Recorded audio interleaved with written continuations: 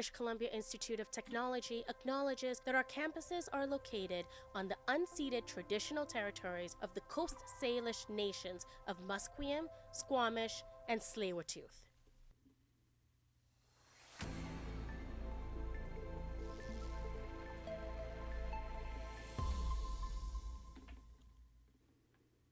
Good afternoon, I'm Caroline Doyle, and these are your BCIT 1230 news headlines.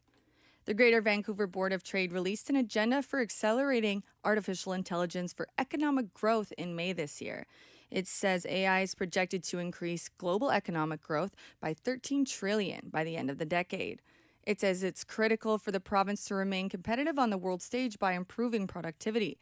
This agenda states that reducing employment is not in the top 5 reasons for adopting AI, but it says it's to accelerate development of creative content, task automation, and data-driven decision-making.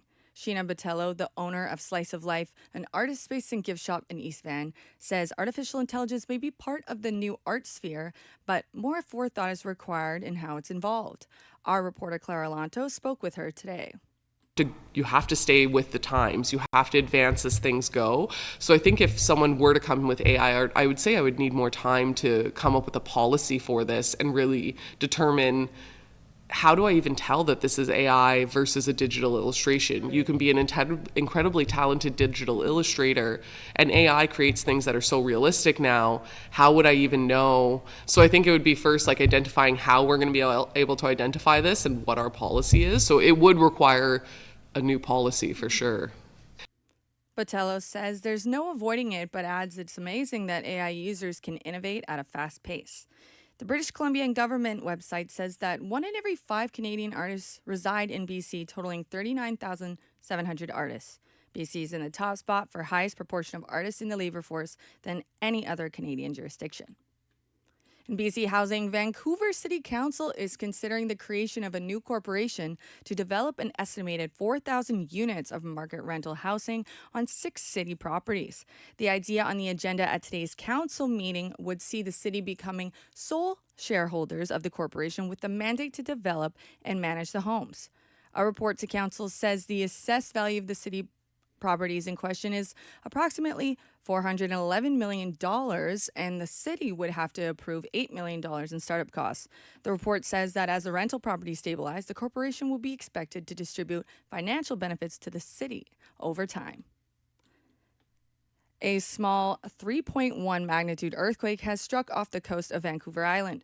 Earthquakes Canada says it occurred 13 kilometers north of Sydney at about 5:30 a.m. this morning.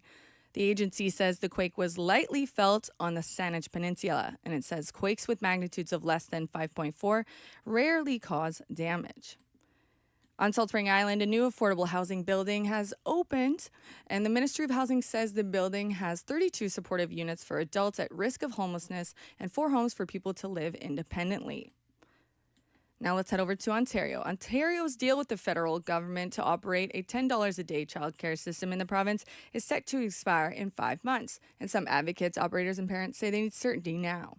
Education Minister Paul Calandra says the federal government needs to address a funding shortfall. Single mother Janet Amito says if childcare fees go up, she will have to take her son out of daycare. I would not be able to work, but then how would I pay my bills? Childcare is one of the only costs that has gone down recently. Housing, food, and everything else is so expensive. Affordable childcare helps my family make ends meet. Calandra says the federal government has not yet come to the table to negotiate with Ontario. Germany's Defense Minister Boris Pistorius says German submarine builder TKMS could supply the Canadian Navy with submarines, partially or wholly made in Canada, if that's something they want. He's in Ottawa today for a charm offensive to convince Canada to buy German-made submarines. TKMS emphasized earlier in our discussions with the committees and with Deputy Minister Furr that they are willing to do everything Canada is requiring. If Canada wants to produce now or later, parts or totally, then TKMS will cooperate in a way which is appropriate to the project. The federal government is looking to quickly replace its 4 aging Victoria-class submarines. They will be retired from service in 2035. Now, in weather, it's 12 degrees right now, hints of sunshine peeking through the clouds, but rain later this week. Thank you for tuning in. I am Caroline Doyle. Have a great day.